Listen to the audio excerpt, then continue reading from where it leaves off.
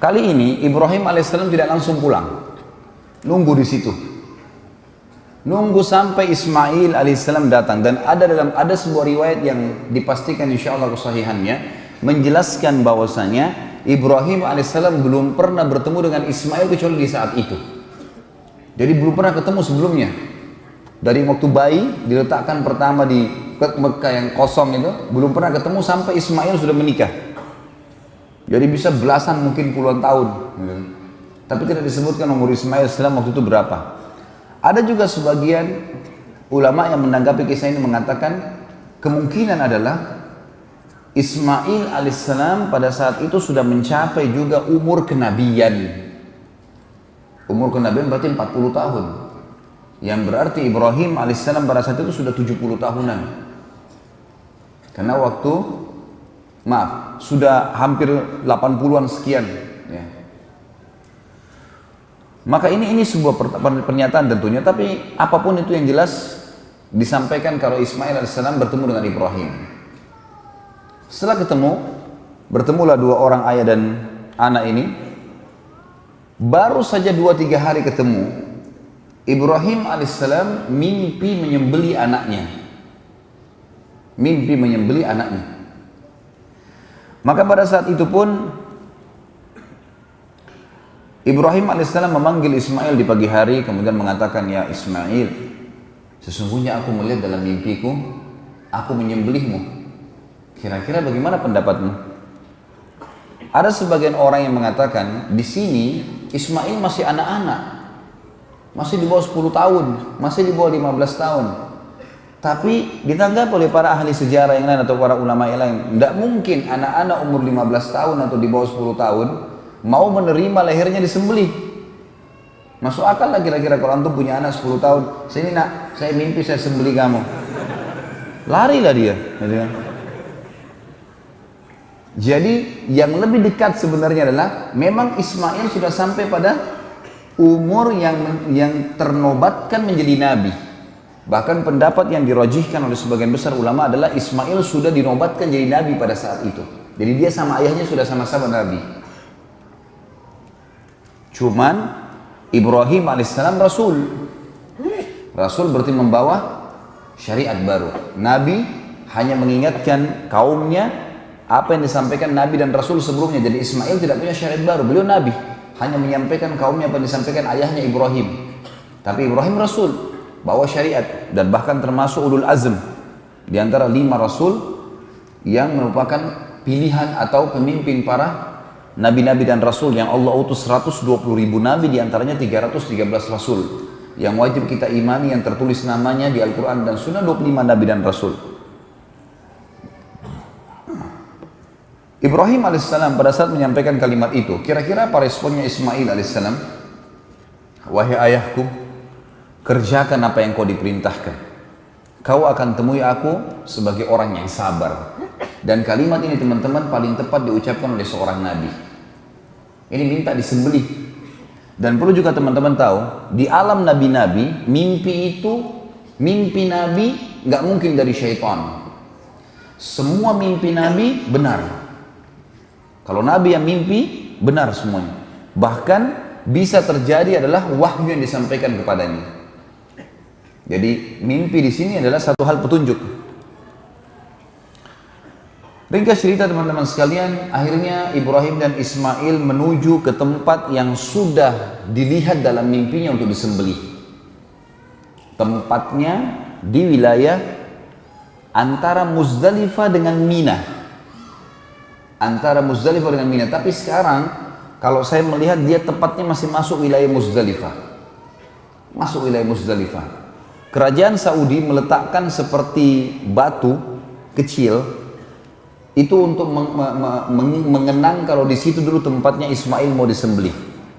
Kalau sekarang pas ada di bawah, ada gunung di bawah rel kereta yang dibuat oleh kerajaan Saudi untuk perjalanan jemaah haji. Biasanya kalau orang terus Siti Mekah ditunjukin tuh. Menuju ke sana teman-teman sekalian, sementara menuju ke sana, syaitan datang menggoda Ibrahim alaihissalam. Lalu membisikkan padanya, untuk apa kau mengganggu, untuk apa kamu menyembelih anakmu? kesian, dia masih kecil dan seterusnya. Oleh Ibrahim alaihissalam diambil batu kerikil kecil, dilempari sambil membaca Bismillahi Allahu Akbar. Bismillahi Allahu Akbar 7 kali. Dilempar, syaitannya pergi. Berjalan sedikit, kurang lebih 10-20 meter, datang lagi syaitan yang sama menggoda. Ibrahim alaihissalam melempar lagi dengan kerikil kecil 7 Bismillahi Allahu Akbar. Hilang lagi syaitannya. Sampai yang ketiga kali, batu yang 7 kali yang ketiga dilempar dengan Bismillahi Allahu Akbar, lalu syaitannya hilang. Lalu Ibrahim alaihissalam meletakkan Ismail di atas sebuah batu di sebuah bukit kecil tadi. Setelah diletakkan, dan Allah Azza wa Jalla, Allah yang maha tinggi dan maha mulia telah menceritakan kepada kita dalam Al-Quran yang akan saya bacakan nanti ayatnya, bagaimana pada saat itu Ismail dan Ibrahim dibiarkan oleh Allah yang maha tinggi dan maha pemurah, diuji keikhlasannya, dibiarkan melakukan sampai titik terakhir. Sampai dalam ayat nanti kita akan baca, pada saat keduanya sudah pasrah, betul-betul Ismail sudah menyerahkan lehernya, dan Ibrahim sudah mengangkat pedang dan mengayunkan pedangnya, memang sudah betul-betul akan disembelih. Pada saat itulah Jibril alaihissalam menahan pedang Ibrahim alaihissalam. Dan Allah berfirman padanya, hai Ibrahim, kau telah mempercayai mimpi, dan sungguh kami akan menggantikan anakmu itu dengan sembelihan domba yang besar. Sebelum saya lanjutkan, saya akan baca dalilnya surah As-Saffat yang menceritakan masalah apa tadi saya sampaikan. Surah As-Saffat, surah nomor 37, ayat 102 sampai 111. 102 sampai 111 surah As-Saffat, surah nomor 37. A'udzu billahi minasyaitonir rajim. Falamma balaga ma'ahu as-sa'ya qala ya bunayya inni ara fil manami anni azbahuka fanzur madza tara. Qala ya abati if'al ma tu'mar satajiduni insyaallahu minas sabirin. Falamma aslama wa tallahu lil jabin wa nadainahu ayya Ibrahim qad saddaqta ar-ru'ya inna kadzalika najzil muhsinin inna hadha lahuwal bala'ul mubin wa fadainahu bidhibhin 'azim. Wa tarakna alaihi fil akhirin salamun ala Ibrahim kadzalika najzil muhsinin innahu min ibadinal mu'minin. Maka tak kala anak itu sampai pada umur sanggup, terjemahan bahasa Indonesia kita begitu di Quran. Di sini makna yang lain tadi saya bilang, pendapat ulama adalah sudah sampai pada umur kenabian, dan umumnya Nabi diutus berapa? 40 tahun. Baik. Berusahalah bersama-sama Ibrahim, mulailah bergerak dengan ayahnya. Ibrahim berkata, hai anakku, sesungguhnya aku melihat dalam mimpi bahwa aku menyembelihmu. Maka coba fikirkan apa pendapatmu. Bagaimana kira-kira menurut kamu? Ia menjawab, Ismail alaihissalam, hai ayahku. Dan di sini menggunakan kalimat abati. Ya abati. Saya pribadi menggunakan itu buat anak-anak saya. Mereka saya suruh panggil abati karena memang kalimat ini sebenarnya kalimat dalam bahasa Arab yang paling santun untuk memanggil ayah. Artinya itu apa? Ayahku sayang. Kan kita banyak di Indonesia abi ya, atau yang lainnya. Boleh-boleh saja. Ada yang memanggil abu ya, ada yang memanggil aba dan seterusnya. Ini semua adalah hal-hal yang tidak ada masalah, mubah. Tetapi di sini di Al-Quran disebutkan, ya abati if'al ma tu'mar. Wahai abati, wahai ayahku yang tercinta, kerjakanlah apa yang sedang engkau diperintahkan. Insya Allah engkau akan mendapatiku termasuk orang-orang yang sabar. Enggak ada anak 10 tahun bisa ngomong ini. Tak kala keduanya telah berserah diri dan Ibrahim membaringkan anaknya atas pelipisnya, nyatalah kesabaran keduanya. Tadi saya bilang, waktu Ibrahim alaihissalam sudah letakkan Ismail sudah tutup matanya, sudah pasrahkan lehernya. Ibrahim alaihissalam sudah mengangkat pedang dan diayunkan, udah dua-duanya pasrah. Ini makna daripada tafsir falamma aslama.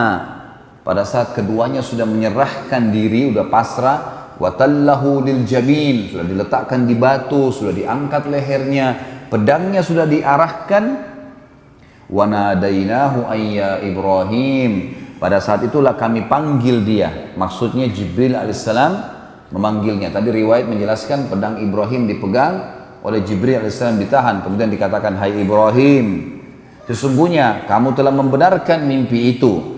Sesungguhnya demikianlah kami memberi balasan kepada orang-orang yang berbuat baik.